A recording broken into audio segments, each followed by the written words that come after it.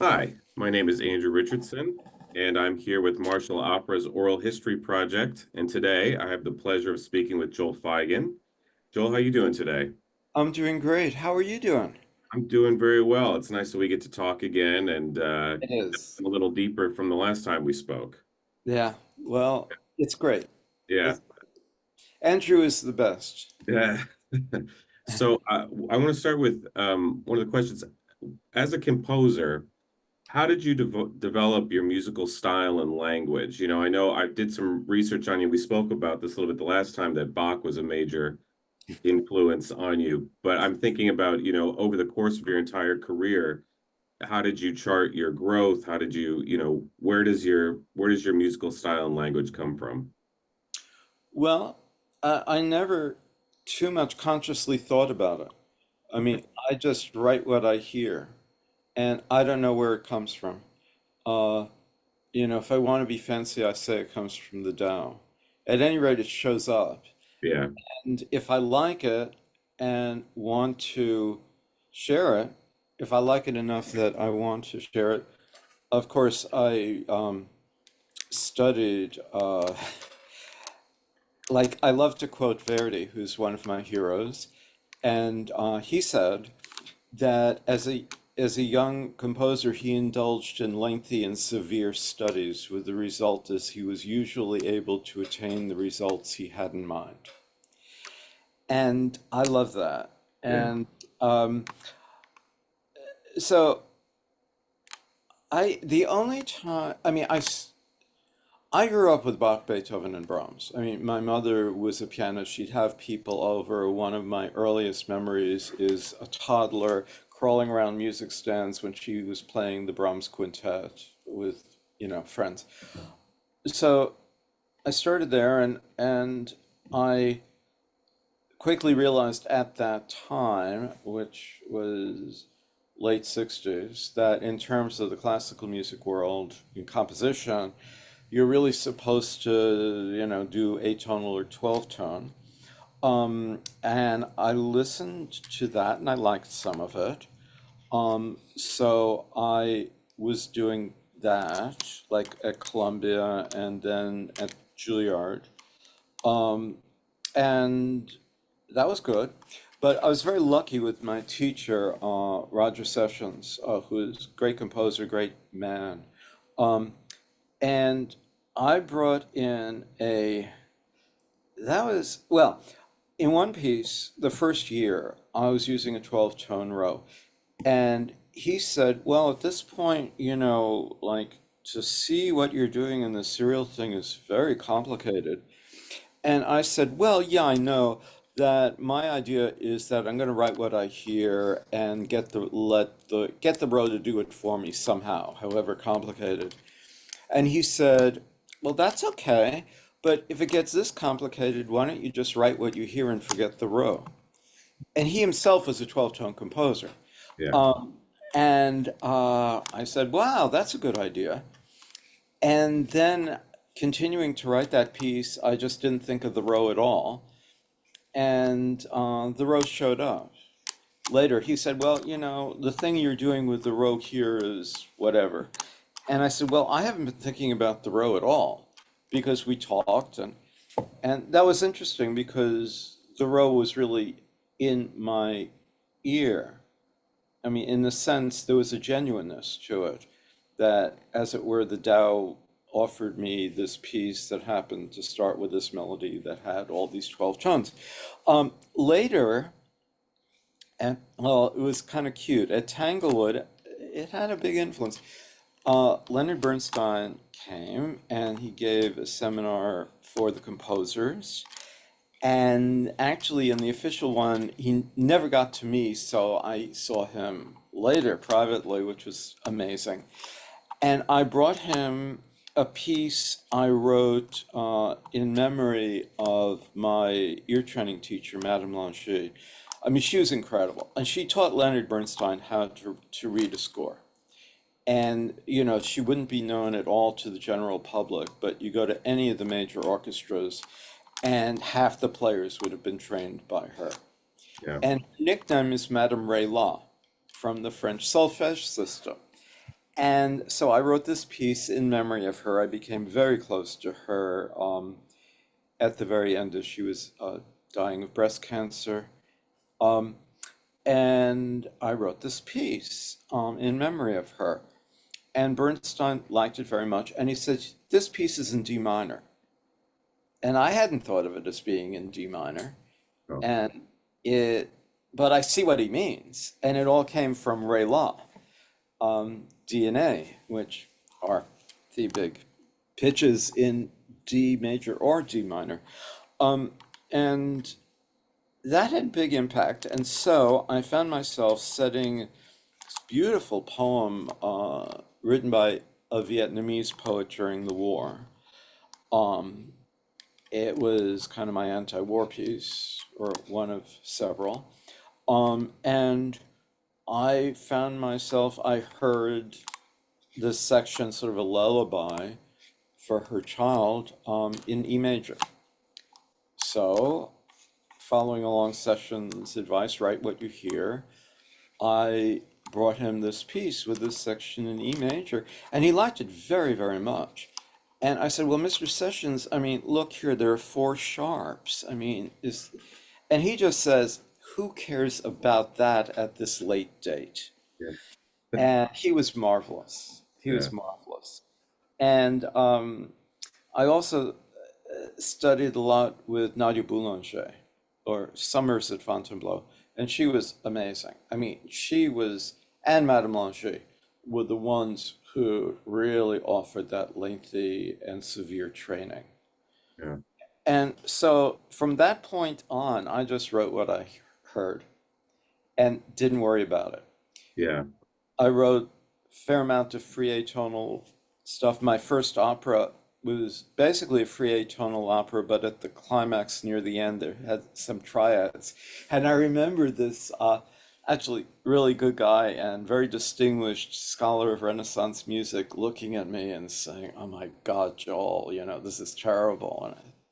Um, but then after that, I just sort of I wrote this piano trio, which is actually going to be recorded soon, which was sort of like I just went. It was in G major, and that was it.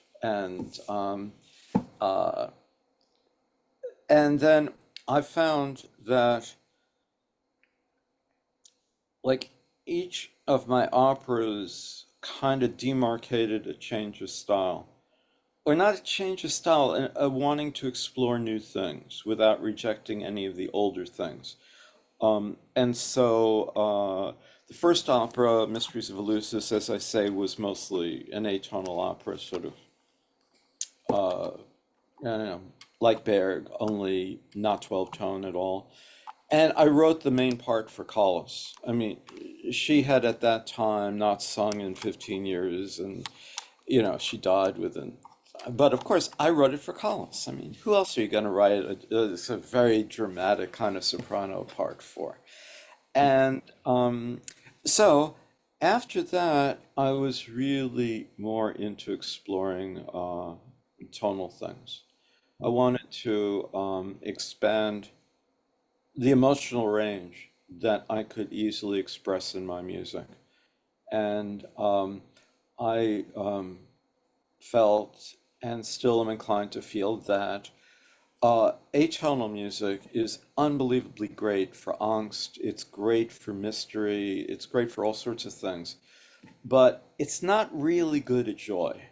yeah, And, and if I wanted to write joyous music, it was a lot easier when I wrote in a more tonal sound. And of course, some pieces had some joyous parts and some more tragic parts, and those naturally went back and forth, yeah, as it just felt right.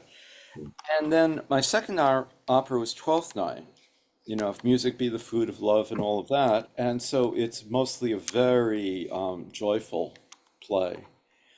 So it's very much tonal. And after that, I, to some degree,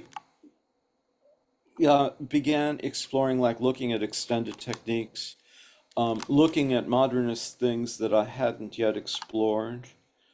A kind of I don't know, like, I, just sort of, I don't know. I mean, it was just felt natural because Yeah. I had spent a number of years writing this very tonal opera, and that sound was waiting to be explored and used. So I wrote a, a viola piece, big viola thing, and then I wrote a string orchestra piece about the tsunamis. I Mhm. mean, it was inspired by the tsunamis, so naturally it was, for the most part, the atonal was very appropriate for the affect, although there were tonal sections in it as well. Yeah. That's fascinating because while you were talking, it reminded me of something I was very interested now that I've been working on this piece from Outcast. Right. Um, I was wondering, when you're setting a text, Yeah. are you starting from a musical idea that you've already had, or do you read the text and a musical idea comes from you? That can kind of be a chicken or the egg kind of question. But I've always been fascinated with composers when they're setting a text directly. Are you working from something that you already have in your head, or do you read the text and the music comes out of what you feel like the text is expressing? Right. Well, what happens is the text starts to sing for me. Okay. And so it comes as, uh, what would, like, becoming one with the text is kind of a bit pretentious sounding.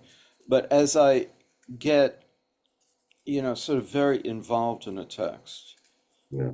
I mean, that's how it happens always with my vocal music. I read a text that just grabs me. Mhm. And then I start hearing someone sing it, and then there I am, if I like it enough, writing my next vocal piece. Yeah.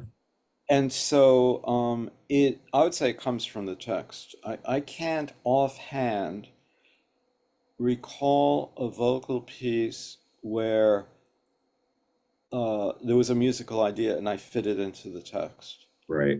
Because It always it might not be appropriate for that. It might not be what you're trying to express. Right. Well, I mean, if I'm using words, I'm expressing the words. I mean, it seems like very, uh, you know, simple in that way. I mean, you know, Yeah. I mean, you could write a vocal piece with phonemes and stuff, or people have written great pieces like that, and that would Yeah. be a different process. Yeah. But I haven't done that. Okay. And so like you said, you hear the voice already. So I'd imagine that kind of tells you what vocal part this is going to be, or do are there any interesting insights that you have of like is some kind of sense of that this is what this character is going to be. This is how I want the vocal timbre to sound or the kind of voice that I'm looking for. Because it's easy to say this is a soprano and this is a baritone, but are there particular things in the text that you're looking at when you hear that music singing to you that says it's this type of voice, not just a garden variety voice type, but you know, the voice needs to have this kind of pathos to it. Right. Well, um, it's usually pretty obvious. Yeah, It's usually right there in the text. yeah, Like in Mysteries, Demeter was obviously Collis. It was obviously a soprano, I mean, Collis. And Outcast is sort of, the greatest, Wagner bass baritone. yeah, there's so many. I mean, this is obviously Wagner bass baritone. yeah, He had dramatic and solemn and all that kind of stuff, yeah. and so on. Um, the usual, the young lovers are tenors and the young, you know, Yeah, like stuff like that is traditional because it works. yeah, Villains are baritones because that works. yeah, I mean, yeah, yeah. uh, and but another thing implied by what you were saying is just the shape of the line. Mhm.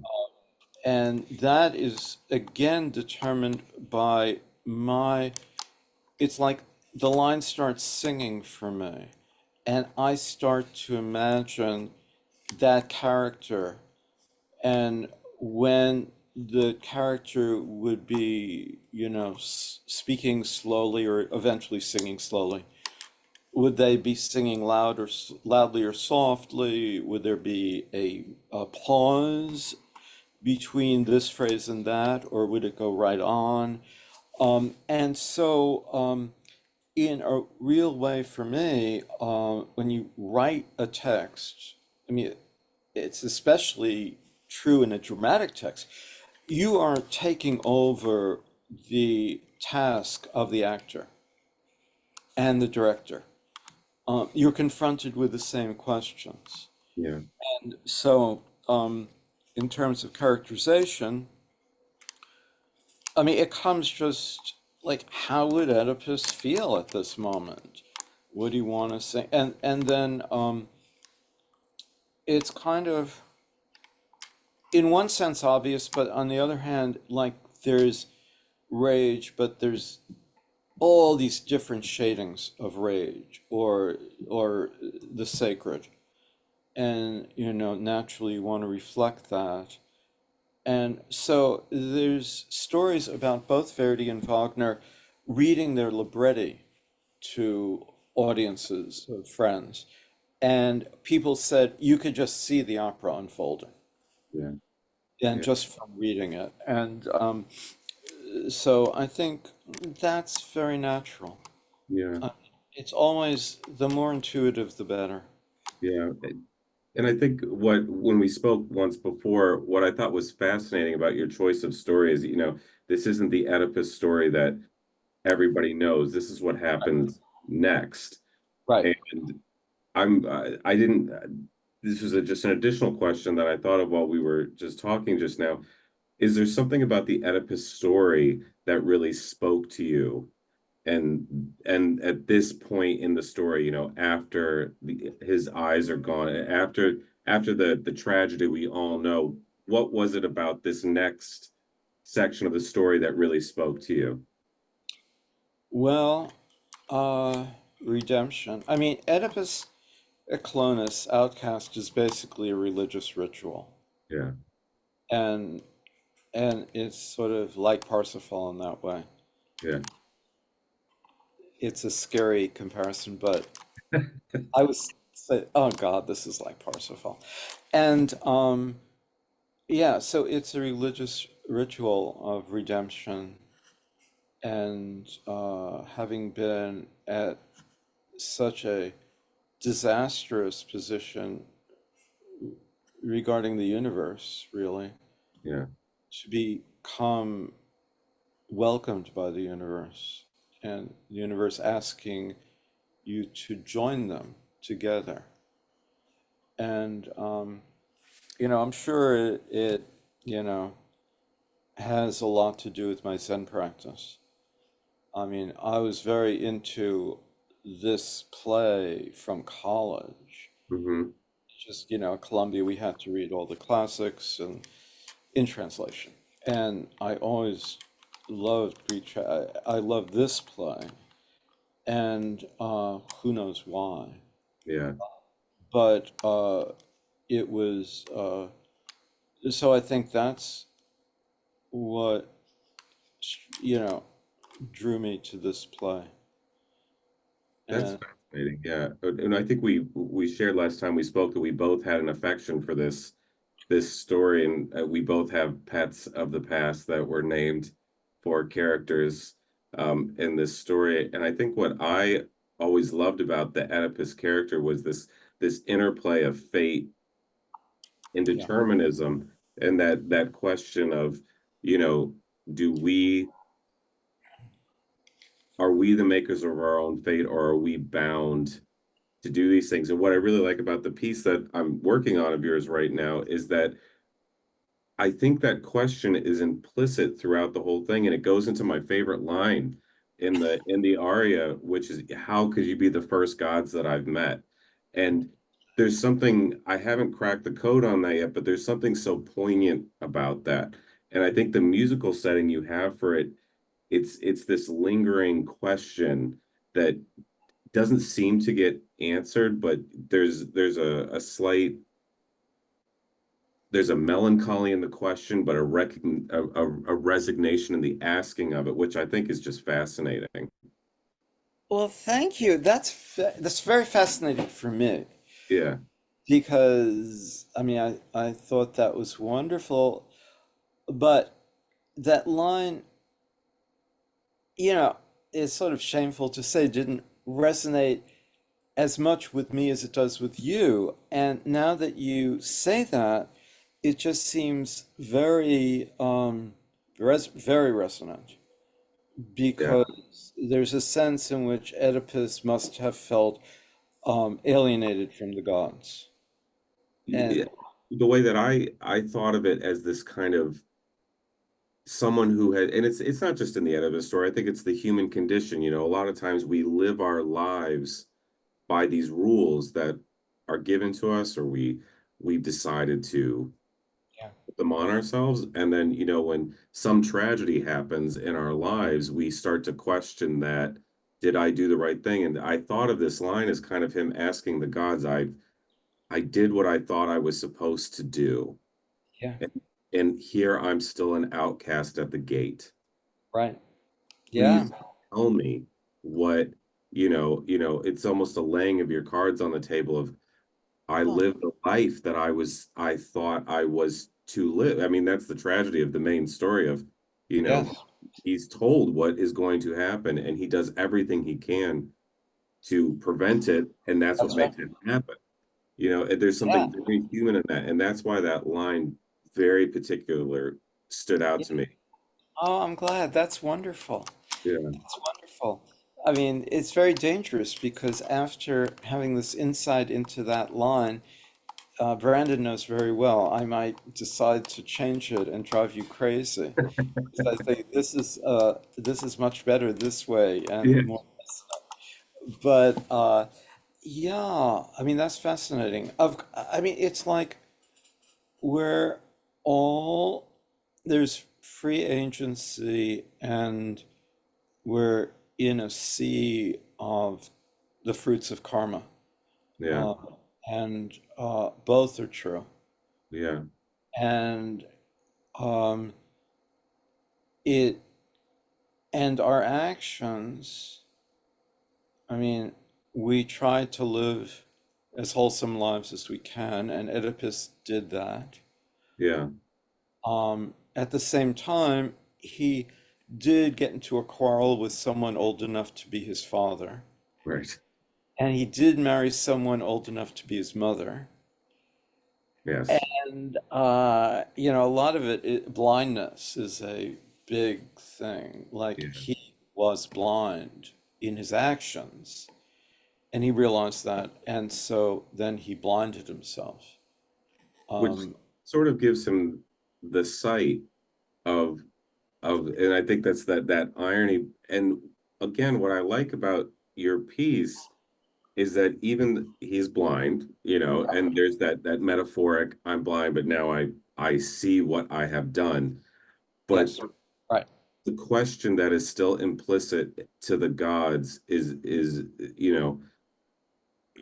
he's still blind to the universe of what should I have done? What will I do? Why am I still this outcast of, and I think maybe there's even a little bit of a, I don't know. It's a fascinating piece and it's a fascinating text. It's been rolling around in my brain a lot.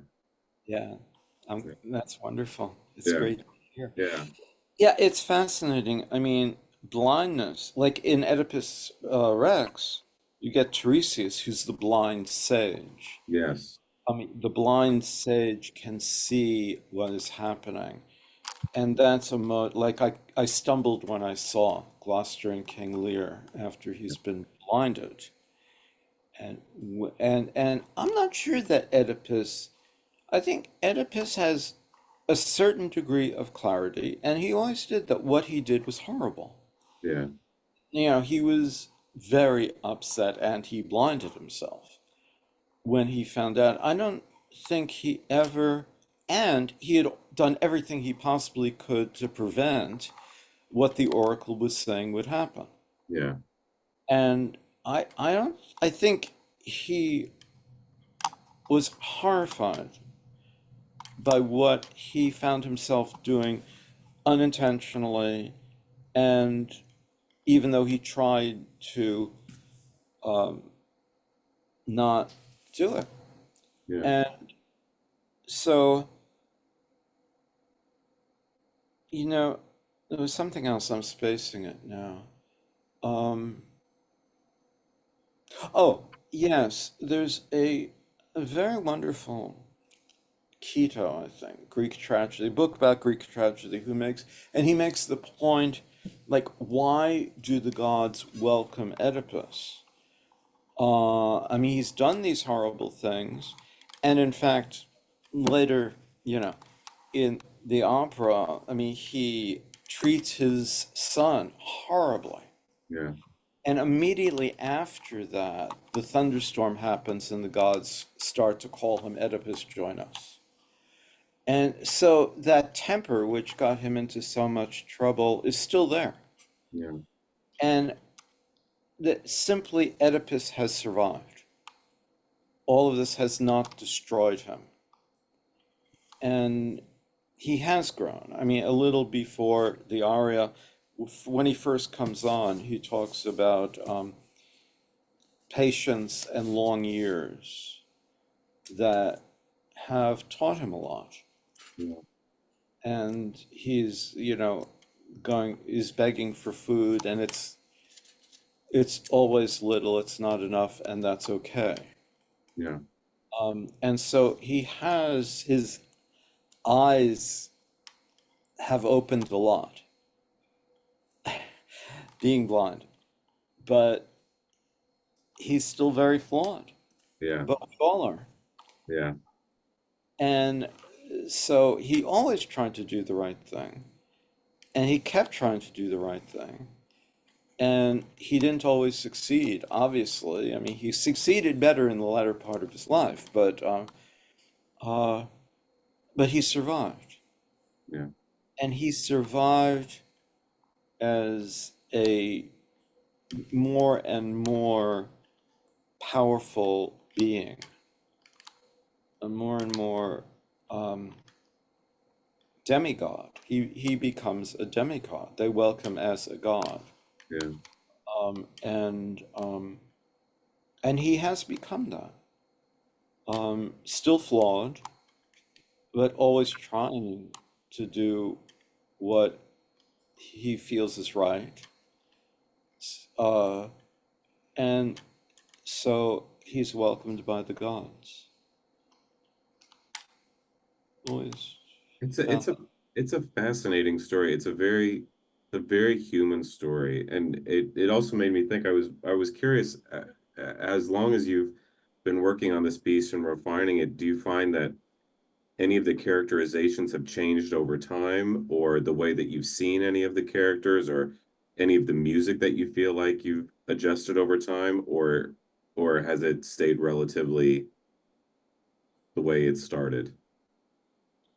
uh, I'm never satisfied with the music, so as I work Yeah. before, I'm always changing it to make it better.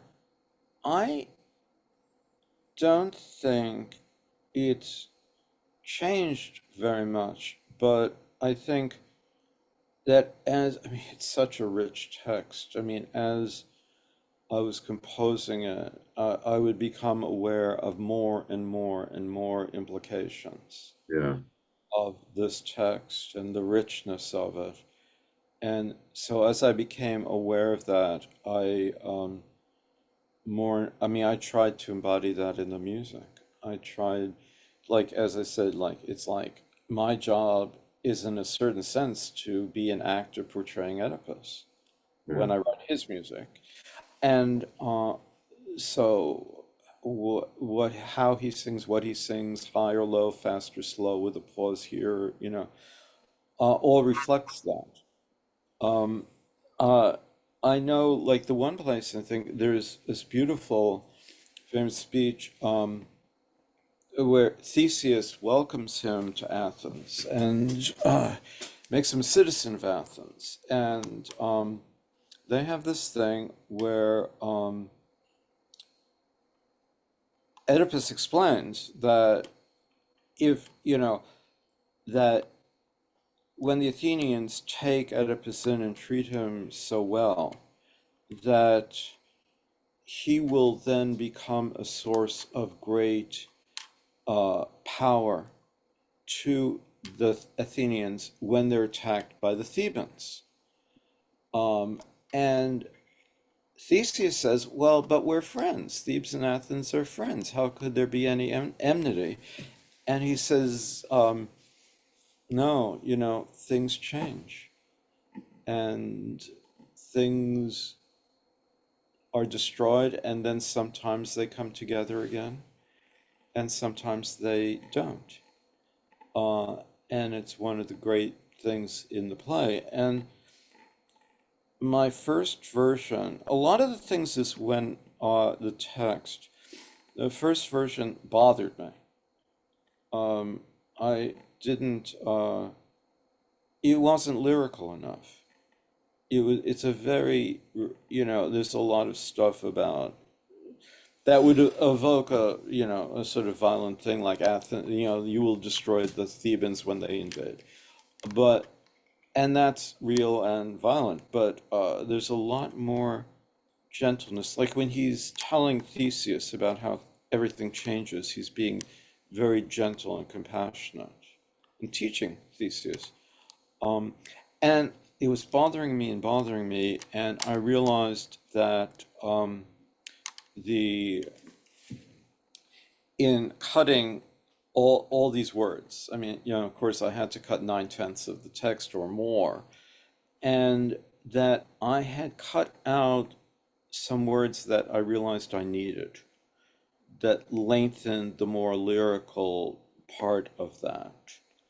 Um, and um, and then I was much more satisfied when I had set them and struggled with it and got it, pretty good. The other place that I'm conscious of that is in this terrible thing where Oedipus condemns his son. And that was so hard to write because he becomes horrible. And what I realized is that like that he's in horrible pain throughout this scene, and that there needed to be that there are lines that express that, but they needed to be emphasized a lot more. And understanding, like in my gut, that throughout the whole thing he was in horrible pain, uh, somehow kind of almost allowed me to write it. So that's another place where I had uh, but it's, in a way, it's a subtlety. I mean, yeah, the aria from beginning and now is a very angry aria, very violent, and after all, he's condemning his son.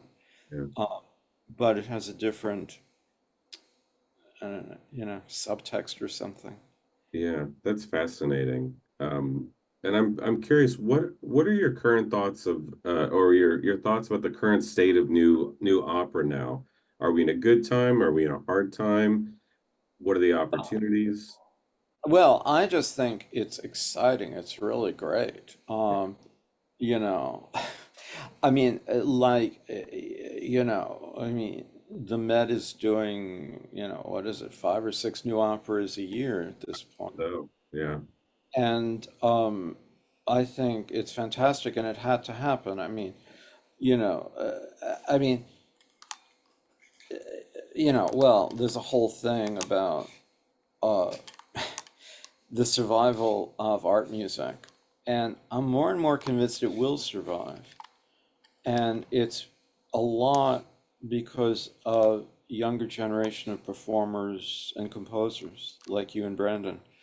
Um, uh, I mean, it's crazier and crazier and to go into it. And if you go into it, there's only because of tremendous love for it. Right. And it's like you have to do that. And that expresses itself in the performance in the pieces. Yeah. With composers, like when I started, like I was talking about, you have to write atonal. It was so stupid, you know. And then, like my generation really rebelled a lot against that and began to do tonal music and combinations of styles. But like Brandon's generation, they'll do anything. I mean, tonal fine, rock fine, jazz fine, Asian music fine, world music of any kind fine, tonal music fine. The only thing they don't like is sort of the atonal uptown music I grew up on, but that's okay. Yeah. Uh, and so it's very free and very liberated, Yeah. um, and so I think it'll survive. Good. Good. Yeah, I mean, it's it, very exciting as a singer to, all these new pieces that are ripe for interpretation. You get chances to be in some cases, the first one who's done it. I mean, it's a very exciting time. I think so. I think so. I think it's great. Yeah. And so I'm also wondering, what do you have any exciting projects coming up? I know you said you're having something that's recording soon, but any other big things coming? Oh yeah, well there are. That recording comes out of a concert in New York. They have Keyed Up New Music Festival, not festival, Keyed Up New Music Project, and they're putting on really a concert featuring my work in May in New York. And it is great. It's so exciting, and they're gonna do the trio I mentioned, which is my like total tonal thing, like Declaration of Independence. And it's amazing to me because that's like 30 years old. Wow. And I wasn't thinking of that as what they would be interested in. Yeah. And then when they chose it, I said, wow, I listened to it and I said, yeah, this is a good piece. I had no idea. And they're also doing a violin piano piece, which is very much more atonal. There's a little tonal stuff, a little triadic stuff, but it's written about a friend who is dying, and so it's a very contrasted thing. And the pianist is playing pieces I wrote uh, as originally for a video my first son teacher did.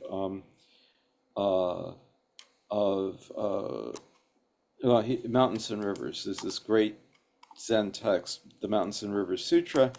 He did a video of, winter to spring to summer to, in the Catskills, which is near where the monastery was, and he asked me to write music for it.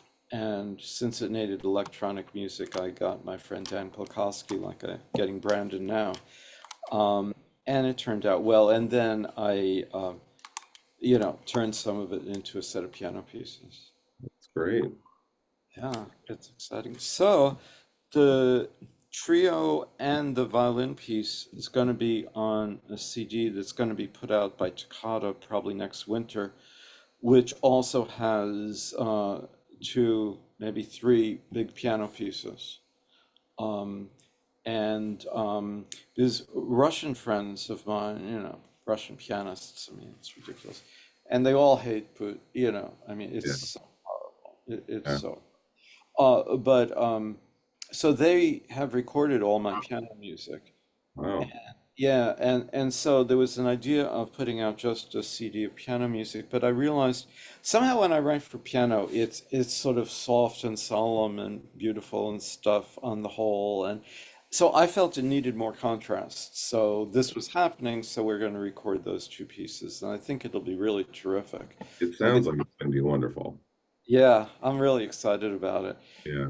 Then we're gonna do another CD with the rest of the piano pieces with chamber stuff, and Brandon and I have talked about getting some of the incredible players in LA that he knows, um, and to do the chamber pieces that might be good for that CD.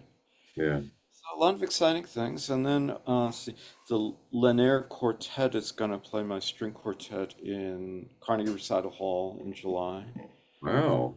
and so there's a lot going on now. Yeah. That's as you said, it's great to be busy. It's great to be busy, and Great. you are too. I I mean, we all are. Yeah. that's Well, this has been a wonderful conversation, Joel. Thank you so much for taking the time. oh, of course. Thank you so much. It's always a pleasure to talk to you. It is. It's great. Right. How's and of course me. I bug you all the time. I mean, how's it coming? It's going good. It's going good. I'm endlessly fascinated by this piece. Um, I have I have many insights and questions for you on a different forum. So we'll definitely connect. We should do that. Yeah, Y- yeah, Yeah, and if your questions and stuff, I mean, I'm a pain in the ass. So it's like the soon, in a way, it's sooner because then is cool. I mean, yeah, even though you're not satisfied with, yeah, where you're at yet in your preparations, because then as you move forward, it may yeah. be of help. Like if there's a question, and sometimes you might know better than me. Well, we'll wait for that day to come. It hasn't happened yet. Yeah. Yeah, it's wonderful when a performer can does that sometimes. I say, Yeah, I never would have thought of that, and it's really good. yeah. And it It's happens always, sometimes. it's always when you work on your own, that's a great time to kind of investigate your own artistic thought. But when you collaborate with someone is when you really start seeing things in different ways that you never would have considered otherwise. Right, and they don't preclude each other. Yeah, I think Like, they can work very well in tandem together. I think they do very well, and I think part of that is it's a kind of creative give and take. Yeah, And um like like I mean, like already today you helped me that yeah, one line, you yeah, know, and you're in great danger that I'll change it on you. And Brandon will try to stop me because he knows what's good for me as opposed to me. yeah. Um, and so once, like my first opera, the singer who was Collis, Christine Schauderberg, a wonderful new music singer in New York at that time, like around the early 90s, late 80s.